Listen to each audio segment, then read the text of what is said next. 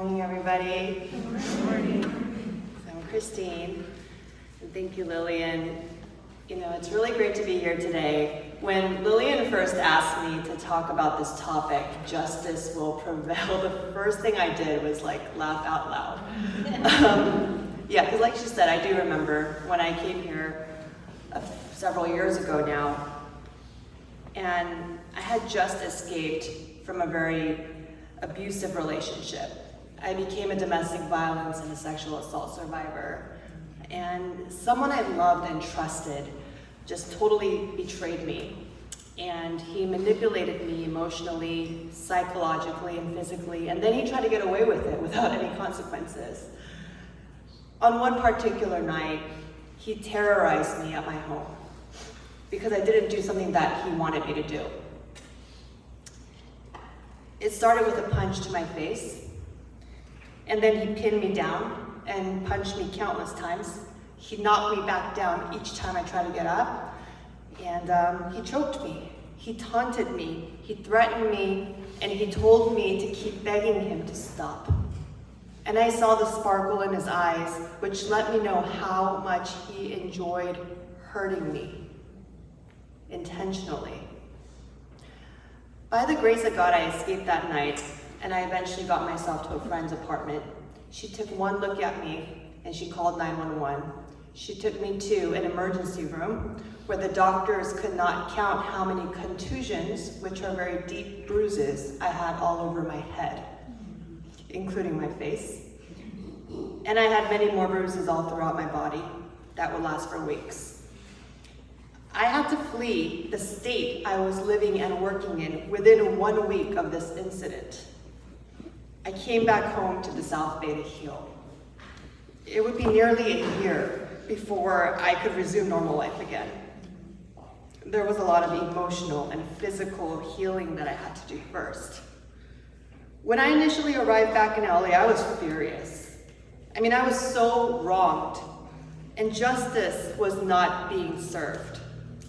I was constantly re-triggered because I had to describe again and again in detail what happened to me, first to police officers, and then to a detective, and then to court people, lawyers. And then I found out that my words could be used against me by my abuser's attorney. I was the victim here, and I had to keep proving that I was wronged, despite the countless photos and other evidence I had from doctors, friends, and my carefully saved phone messages. The situation just dragged on, and this person never spent one night in jail for what he did to another human being. Justice was not served. But he did plead no contest to a criminal charge, and I got an opportunity to face him for the last time in court. I gave a victim impact statement in front of him, the judge, and a small army of my supporters, friends, co-workers, lawyers. I wrote out a speech that was several pages long, and it was directed at both the judge and my perpetrator. I spoke very clearly about how justice was not served in that court that day, but I knew that it would be served in heaven. I was angry, and I let them know that too. And I ended my speech looking directly at my abuser's head because he did not look up to face me. And I told him that I wished he burned in hell. I made it through the entire speech without a single tear, and I kept myself together until I left the courtroom. I stood up for myself that day, and I think it was then when I started to find my voice again. I often think about how life could change so drastically in a moment. When I met my abuser, I had worked so hard to build a successful career as a TV news reporter. And I was on a path to what I hoped would be a very secure marriage. This person was not a monster from the beginning. He was very charming. That's typically how domestic violence abusers operate. I thought I finally had the best of both worlds, a fulfilling career and a happy personal life. But then in an instant, everything came crumbling down, and I found myself hitting rock bottom in my early 30s. Friends I thought I was close to suddenly became unavailable. And I never felt so alone. I cried often and many times out of nowhere. I couldn't leave the house for weeks because I never knew when I would get triggered. For example, I would burst into tears when I saw a tomato at the supermarket because it took me back to an unpleasant memory. Or I would tense up when I caught a basketball game on TV at the bar of a restaurant because my ex assaulted me on the night when we came back from a basketball game. Everywhere I went, I was surrounded by triggers, so I mostly chose to just stay home and distract myself with a big bottle of red wine and Hallmark movies. And then I'd wake up with a hangover and fall into an even deeper depression. All I had during this time was myself and God. I found myself talking to God a lot, asking him questions, crying while talking to him, and yelling at him if I didn't hear back or felt overly frustrated. I'd wake up from constant nightmares because I was also diagnosed with post-traumatic stress disorder, or PTSD. And when I had those scary flashbacks in the middle of the night, all I had was God. So I cried out to him often, and I begged him to just let me fall asleep peacefully for once. Now when I think back on those days and nights, I'm thankful that I kept God in my life instead of shutting him out like I did many of my friends. I think I would have been too lonely had I left God out then too. Some people, unexpected ones, started to come into my life as I continued to heal. Even though I avoided most places, the one place I yearned to be for some strange reason was church. Even if I forgot to shower, I remembered to go to church. I looked forward to Tuesday prayer nights, Friday young adult nights, and Sundays for regular service. And as I continued attending each session faithfully, God surrounded me with new friends who didn't see me as a damaged good, but rather as a strong survivor.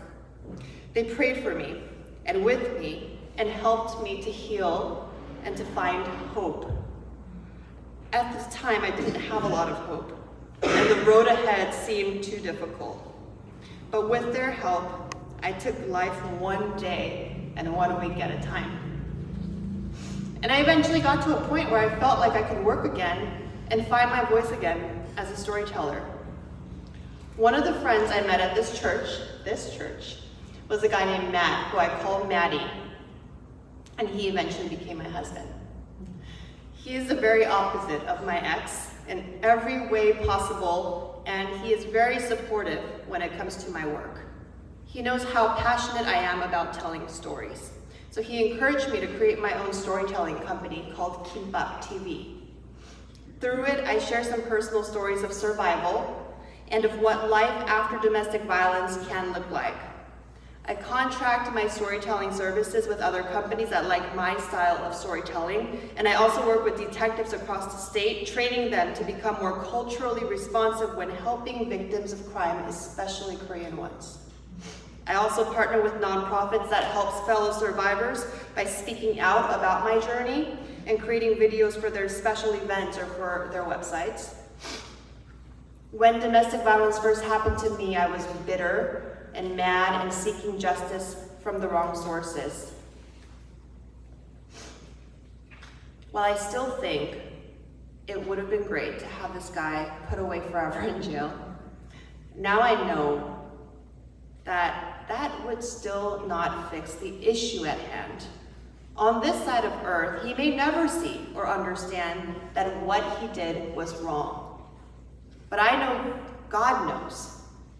He knows what happened, and he will bring justice when we cross over to the other side.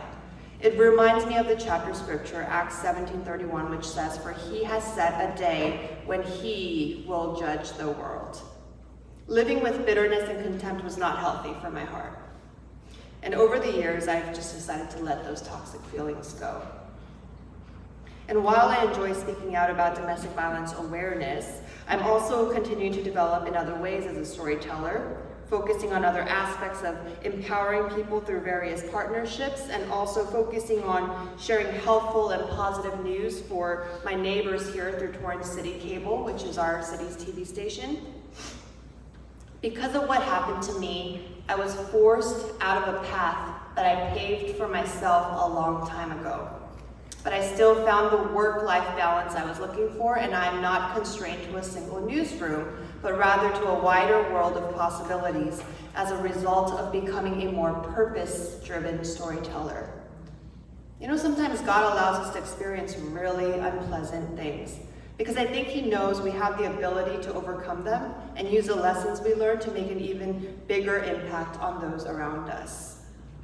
So I am a domestic violence and sexual assault survivor. This is mostly what my conversations lead to whenever I meet someone new or when I have a chance to speak publicly about my life as a storyteller at conferences or panels or events such as this.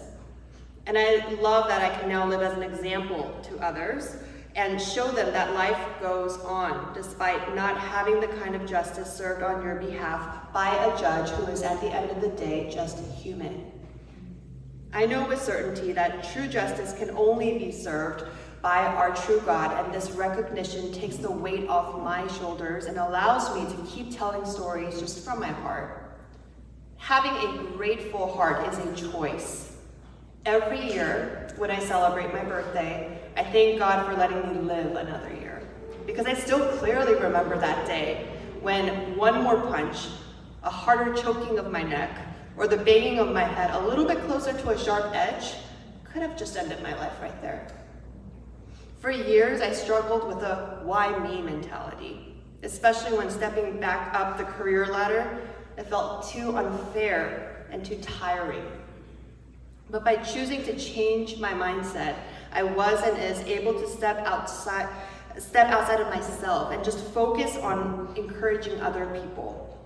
My life goal is to let more people who are in similar situations know that they are not alone and that life continues after abuse and can even be better than what you plan for yourself if you allow yourself to forgive, submit to God, and live in faith. Thank you.